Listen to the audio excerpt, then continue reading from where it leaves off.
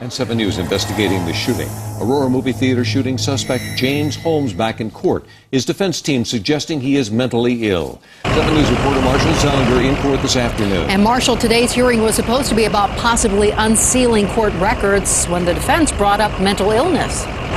And 3 different times they referenced James Holmes as mentally ill. Tonight he's back in the Arapahoe County Jail. We wanted to know why the defense would even bring up mental health while also trying to keep court records sealed.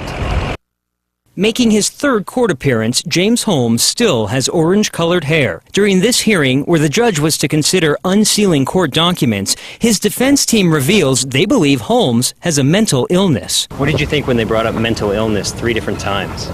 I was rolling my eyes, honestly. Taryn Dorito and her friend Juliana Curtis were inside the theater but unhurt. They showed up curious about Holmes's mental health. I want closure for myself to see if he's actually competent. I've been here a few times before and he's never made eye contact, and today he did. Shane Medic stared at Holmes in court during the entire 80-minute hearing. His sister Michaela is one of the 12 killed in the shooting. I gave him a little, so I felt good. Inside the courtroom, the judge did not rule on whether or not documents would be unsealed. We wanted to know why the defense would argue keeping the records sealed, but revealing their argument for mental illness. I believe in this case the defense needed to bring it up for the judge to have an understanding as to why it was so important that the media not necessarily have access to everything.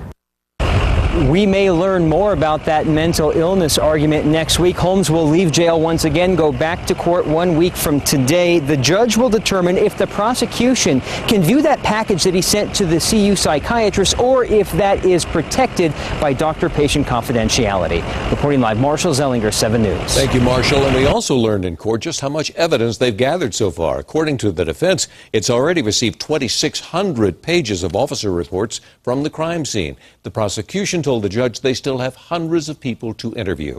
The Call 7 investigators have uncovered a great deal about suspect James Holmes and the weeks leading up to the shooting, and you can read about it on thedenverchannel.com.